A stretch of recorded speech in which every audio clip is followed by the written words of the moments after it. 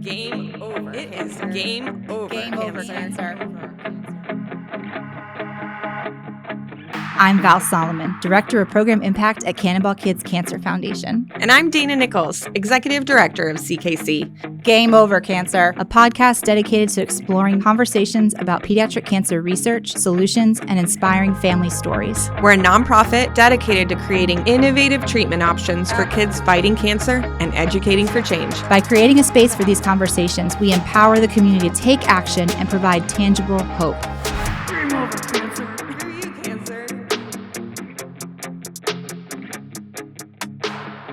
Today's episode is all about one of my favorite topics, the unseen labor in nonprofit, right? For sure. Sometimes stuff happens and it looks great. We go to an event, it's a lot of fun, and we don't realize how many hours and months and years that was in the process of being planned or who was behind that. Right. And so we talked today to one of our staff members who is behind the scenes. Yes. Who is working on the administration, who's working on the communication that helps all of these things happen so that we can fund pediatric cancer research.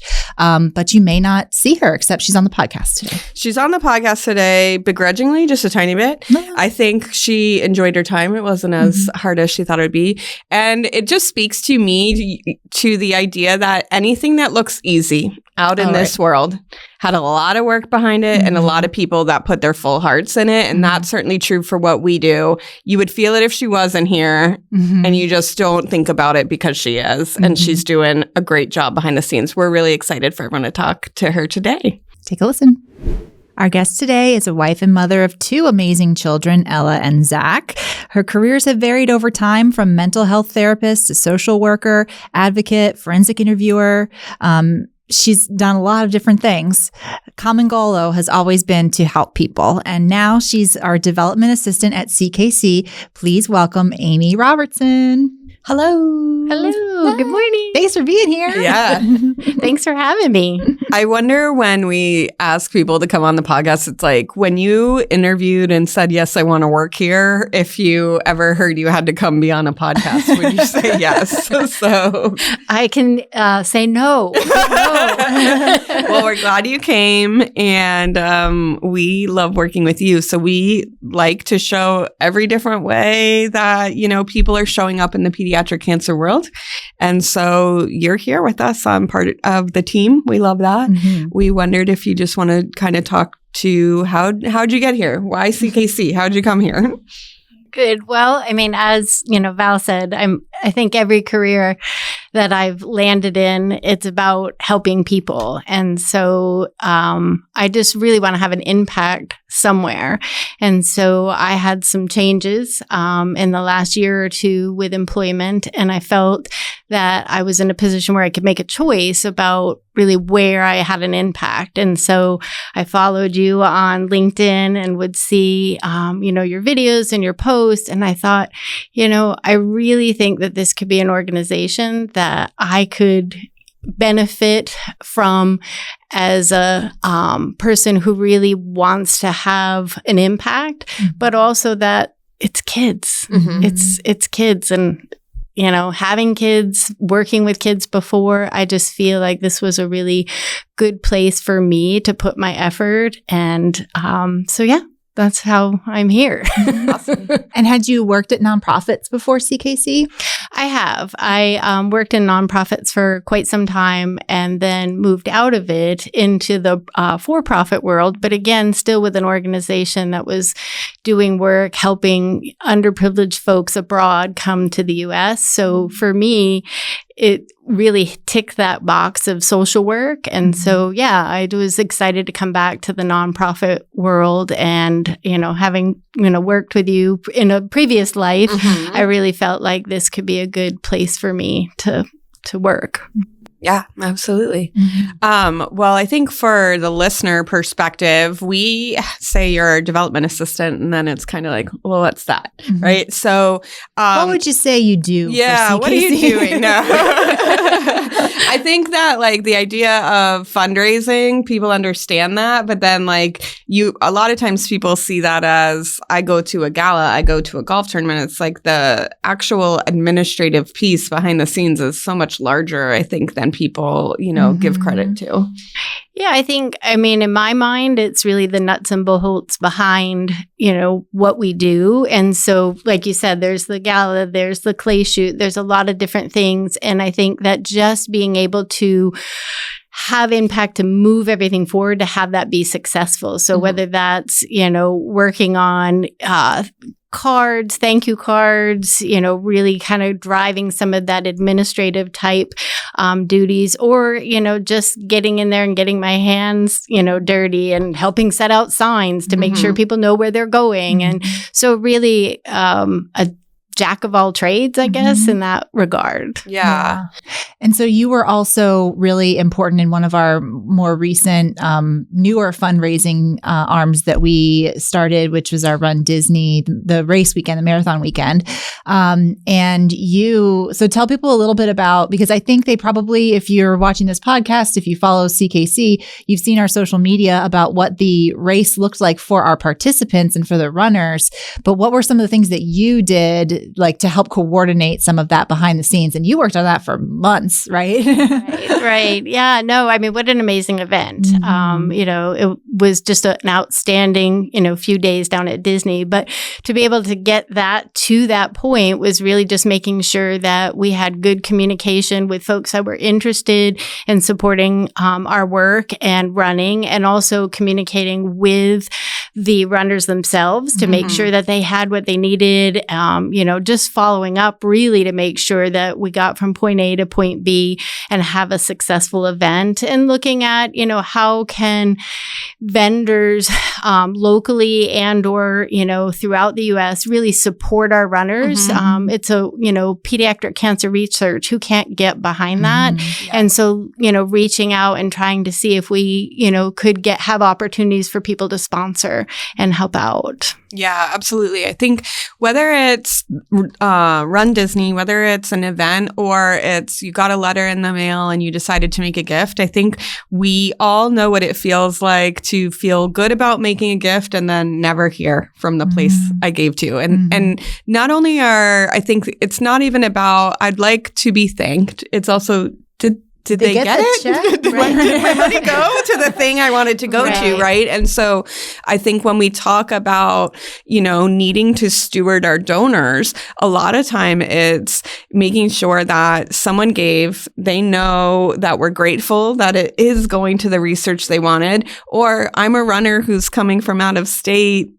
Did I make it? Did I do all the paperwork I need to do? Is there anything else? And I think being able to front load some of that on our end makes people feel really supported and guided in a way that feels good. And I know I like that about stewardship, that I feel like I've helped people along this path and made it a little bit easier to do the thing that's supposed to be good, that's supposed to be easy in the first place. Right. They're here to have fun, right? So I think a lot of what we're doing is helping make sure that if you're a runner, you know where you're going, it feels good, it feels fun and easy. But in any way that you've supported CKC through the year, we know, and we're grateful for you. Right. Yeah, that you're heard, and that you really have made an impact. I think we do, amazing job letting people know what kind of impact they have on, pediatric cancer research. Yeah, absolutely. And I think there's another level here that I just want to make sure people understand is a part of fundraising and development, and certainly a part of Amy's job.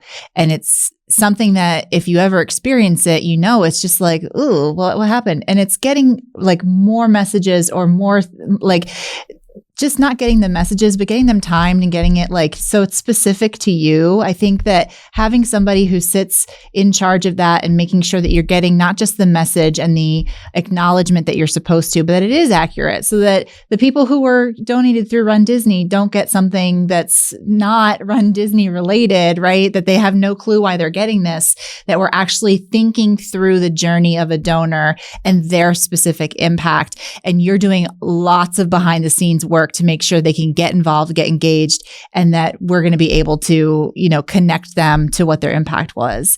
And that's a year-round job. Yeah, it's a lot. I think it's good, for people to feel like they're a part of something. I mean, that's part of why people, I believe, do things, and for different reasons. They may have personal reasons or just, it's something they feel passionate about. But I think being able to make sure that we are very specific about what they're doing, how we recognize that, how we guide them, and how we have them be a part of, the organization by extension, but through, the efforts that they put in or the funds that they decide to, donate. I think that's, really just important. Yeah, absolutely. So your background in nonprofit before coming to CKC was more like program or mission driven. You were part of the services maybe side. Yes. And this has been your first, although not in nonprofits, but your first foray into development. Yeah. Tell us a little bit about what new things you're learning or that you're finding that you're interested, or maybe you didn't even know about development in your role. Well, correct. This is my first step into the development side, and it's been really interesting. I mean, having been a part of nonprofits, really having an understanding that it's important. The development teams that have worked at the organizations where I've worked before have been amazing. And so for me, this is all new. And so it's really learning another side of how to impact. And so I just feel like every day is something, I listen to you guys and I'm amazed at what you guys know about, pediatric cancer and the depths that that, the fundraising aspects of things. So I feel like every day it's something, new that I'm learning, oh, I didn't realize how much went into making things a success and providing what we need to provide for folks. So it's like again, every day is new. Yeah. I just remember, I think we've all been in the scenario where we've done direct services and we've done fundraising now in different organizations. And I do remember thinking about the different pieces of nonprofit when I was solely in programming, and just how wildly different that development and some of those other roles really felt to me. But really good development folks always really understood what the programming people were doing. And I think that's one thing that I can say in some of the organizations I've worked at, it's that there was an understanding within the development side of what the program, the importance of it. It just makes development so much better. So to have people who are willing to learn, but who are also, super driven like that and like you is so important for organizations. Right. I think being able to tap into passion for what you're doing and how you're having an impact is important. And you can feel that. I mean, I think that in terms of development, that at least that's what I'm learning, is that it's just a different way to be able to have an impact. It's all important. It all is what makes it work. 100%, for sure. I think that we're all going to do our piece, and we talk with our donors about that, our committee chairs, everybody, but that is as a staff too, that we can work together and it's going to go further. And we are so glad you're here, because we've been growing and growing, and then the more people that get involved, then there is more on an administrative back end. And so having some extra help in any kind of capacity has been really, really good. I wonder, now that you're here, there's that looks cool, I want to go do that. Now I'm doing that. How does it match up? What are you excited when you're doing it? What's keeping you going at CKC?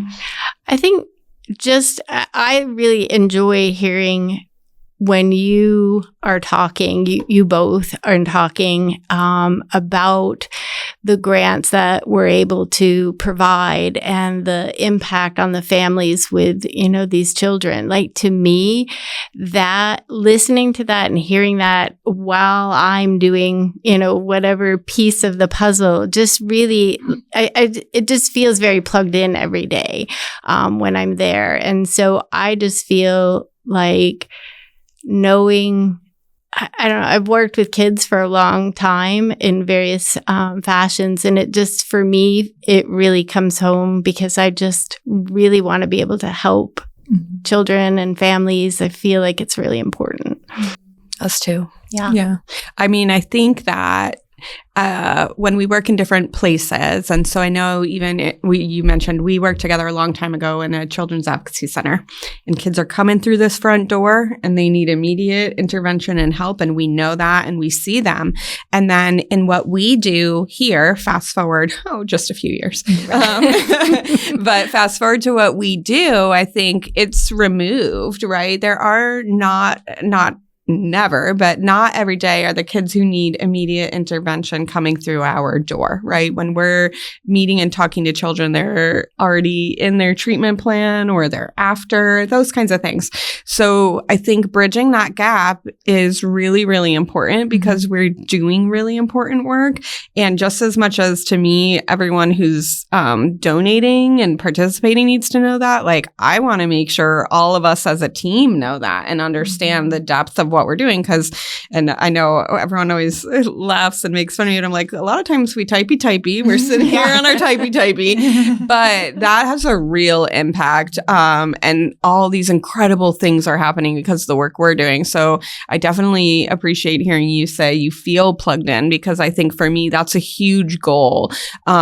We only go a couple times a year to some of our research, any of our research sites may happen once a year, and when we get there, I know my mind is blown every single time. And I want to take that feeling back to every single person in our CKC world that's made that happen. Yeah. And we have to start with the staff because those are the folks who are going to come in contact with the most amount of donors. Right? Yes, for sure. For sure. Mm-hmm. So what are the things that are most surprising to you about CKC or the pediatric cancer world? Is there something that you heard when you got, plugged in with CKC where you're like, oh, I didn't know about that? Yeah, I think that the level of underfunding is really, to me, when I hear, the cuts that are happening and just what piece of the pie that of the funding that pediatric cancer research receives, I don't think I had any appreciation for that. You know that, dollars have to go around. Right. But that, to me, when, we've been talking about that and the impacts of the cuts, that's been really surprising to me because, again, we all deserve care, research, all of that. But when you're underfunding a population that really is the future, it seems amazing to me that is acceptable. Yeah, I think the reality is, to us, it's not acceptable. And I think that's what's so difficult as there are so many people out in the world are talking platitudes about how our children are our future, children are our most precious resource. There's no amount of statements that are almost not just cliches at some point about taking care of children.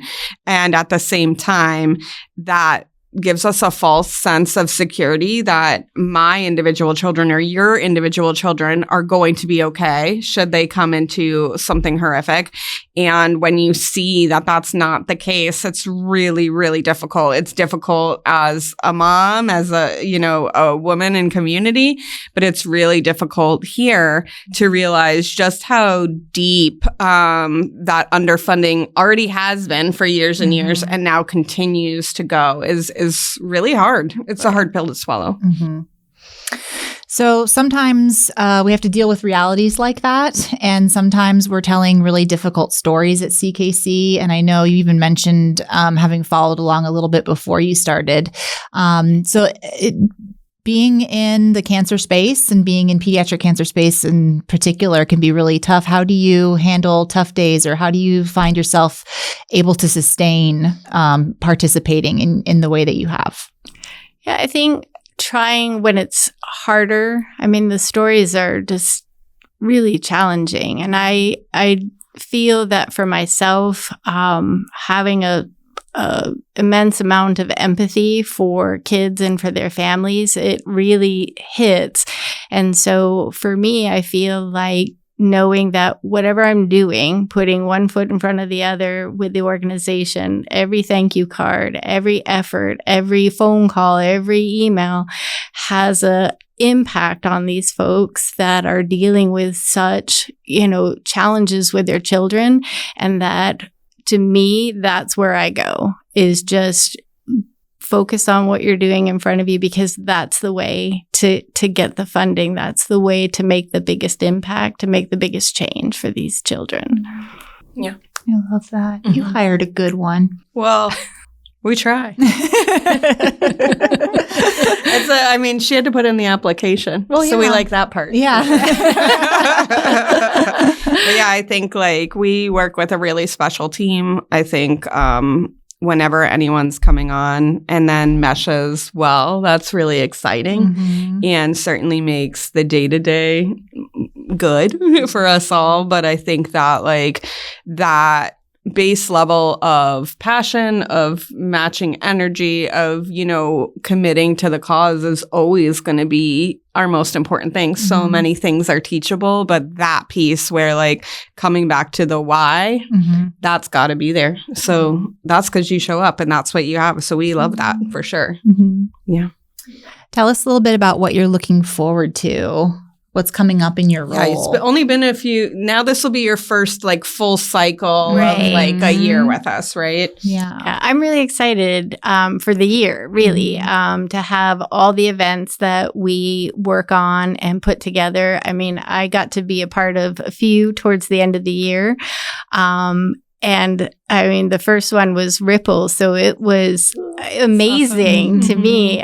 To see it all come together and to see what kind of support we were able to generate and the excitement that people had for that event and for, the cause. I'm really looking forward to all the events that we have this year, because I think it's just amazing. And I was excited. With the runDisney, it's what I had worked on the most, throughout the year or half year last year. And so for it to be the first event and have it go so well, that really felt energizing to me. Yeah. There's that bug, right? Yeah. You need the high to sustain the in-between, right? Yeah. What does it look like to you that when we did Disney, it was awesome, and then a week later I was like, great, I just put in our application for next year. We need to get our plan. We're going to have a month to go on sale. Do you feel yeah? Or wait, I thought we were going to breathe for a second. I think both. Yeah. Exciting because, or excited rather,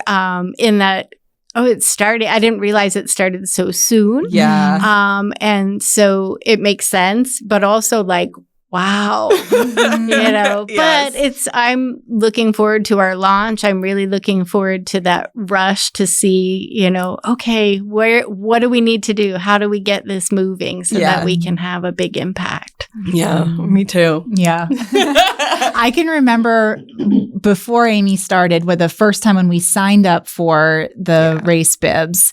So this time last year, right? Yeah. I remember that time coming and thinking, I feel like they just had that race. It must have been a different one. And then when you messaged everybody about the new ones this year, I was like, oh, that whiplash was real. I didn't just perceive that.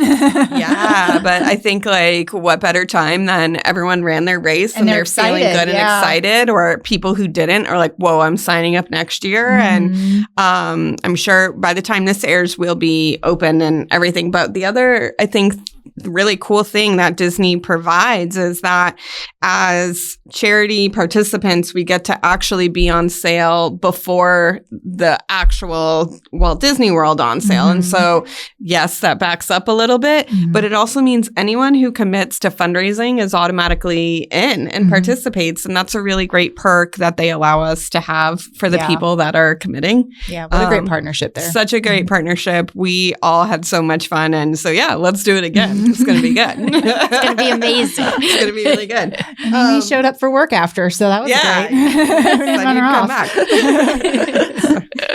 In general, we just want to make sure if there's anything else you want to talk about your time at CKC, anything that's really hit home for you or is important, we want to give that the floor if you've got something. I think to me, just you ladies, the whole organization. I mean, you guys, I've told you this before. I just think that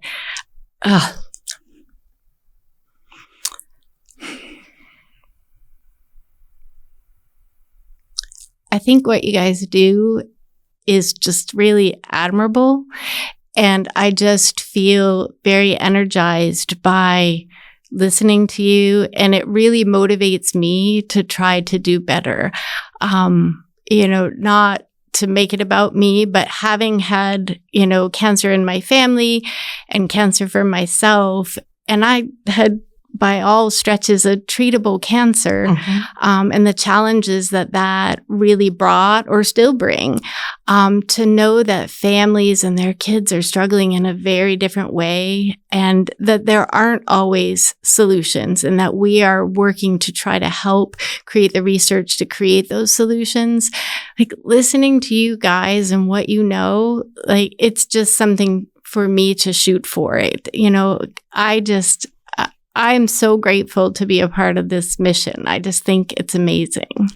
Oh, thank you. We are beyond glad you're part of the team. We're glad you're here so today. Grateful. Yeah. You've been such a wonderful addition, not just the tasks that you've accomplished, obviously, but your belief and your passion in the mission really, really adds to what we're doing. So we're very grateful. Yeah. And we're grateful that you joined us today. When I said, do you want to be on the podcast? She was like, why? Can you believe that? It's a great one. I know. I think I poorly paraphrase like an Oprah Winfrey quote where she's like, everyone has this incredible story if you give them the opportunity to tell it. And I think, it's easy to think, I'm just in the back doing this, I'm just this, and I'm just part-time, or I'm just joining this mission, any of those things. But it's so critical to what we do. And it's made a huge difference for us. So we're grateful you're part of the team. And you several times said very beautiful things about us guys, which I love. But to me, you are part of the you guys. So we continue on there. And so we'll end on that. Yeah. A love fest. Yeah. So love it. The reason CKC invests in innovative research is to make sure that there are treatment options for every child who is facing a diagnosis, a battle, a fight, a really hard time. If you want to support the research, you can make a gift on our website at cannonballkidscancer.org. That's right. We want to thank you for listening to this episode of Game Over Cancer. Did you know that leaving a review will help us reach more listeners? You can help us educate for change by adding a review and sharing this podcast. Yeah, do that. Tech wizards, go for it. Thank you for tuning in. We appreciate you joining us and making a commitment to be part of our fight. I'm Dana Nichols. I'm Val Solomon. And until next time, we will CKC. See you later. Join us as we transform fear into courage and turn adversity into opportunities for change. If you want to be involved in the conversations that create change in the world of pediatric cancer, take a moment, share, like, and subscribe.